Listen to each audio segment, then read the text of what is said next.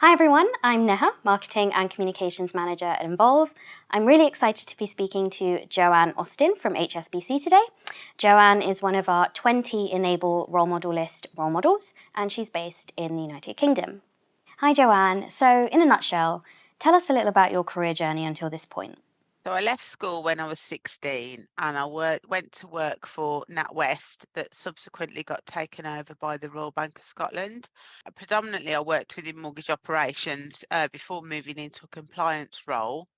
I was made redundant in 2016, at which point I moved to HSBC. And it's when I moved to HSBC that I joined the employee resource groups. Who is your role model and why? So I love Ollie Alexander from Years and Years. And that's because he speaks out on a range of issues and he fights for communities that he belongs to and those that he doesn't. He also talks very openly about his mental health struggles. And I just think he's a great role model. What's the biggest risk you've ever taken, and what's your greatest career achievement? I think taking voluntary redundancy was the biggest risk that I've ever taken. Because it was very daunting, very new. I'd been in my job for 28 years at RBS, and it was a big leap of faith. However, in hindsight, it was the best thing that could have happened to me because I moved to HSBC. I got involved in the Ability Network, and subsequently, I've achieved things I never thought I'd ever manage to achieve, which has been great. In a short sentence, what would you tell your 18-year-old self if they could see you now? Have confidence to challenge the status quo. When I was 18, I was very, very quiet, didn't say boo to a goose, and I would never have spoken up like I do now. How has your personal journey shaped the way you navigate your career? I've had to advocate for my son and his girlfriend, and with my own disability, I've had to develop resilience. As a result of that, I've had to learn how to approach things in the right way to get the result that I wanted. And I'm lucky because I'm able to apply that to my career as well as my personal life, where I still have to get services and things for my children. What's one myth or misconception surrounding neurodiversity that you want to see debunked? It's the view that everybody with autism is gifted and has a special talent. When we tell people that my son has autism, the amount of times he gets asked, what is his special gift? What's his special talent? Is he a fantastic musician or artist? And he gets really, really upset about this because he doesn't have a particularly special talent. He's a very special young man, and I'm extremely proud of him. But this misconception is quite damaging. How has connecting globally with people in other countries or regions influenced your thinking or approach?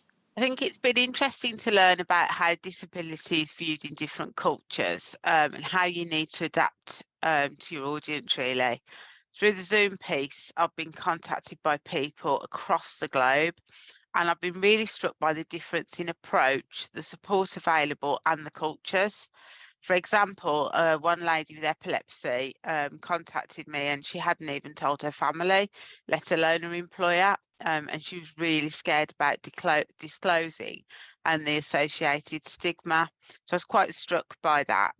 I'm therefore very aware that you can't apply a blanket solution. One size definitely does not fit all.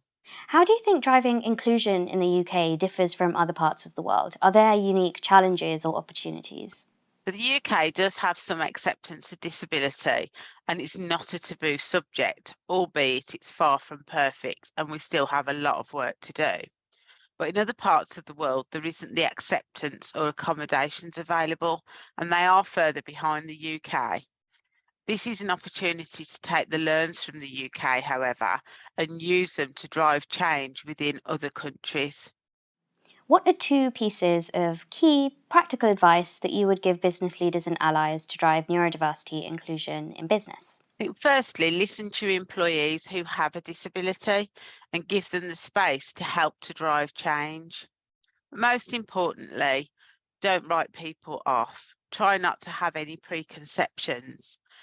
In my case, my son Sam has autism and his girlfriend Sally is a wheelchair user. both of them have previously been told that they would never be employable, would never work, which was really damaging to them both. I'm really pleased to say, though, that through some work we've done at HSBC, Sally is now fully employed and is thriving. And Sam is also employed. He's on an supported employment scheme where he has a buddy and the extra support that he requires. And to be honest, for both of them, they don't need much in the way of accommodations. It's just giving them the opportunity by seeing past their disability. Thanks, Joanne. So great speaking to you and hearing about your personal journey.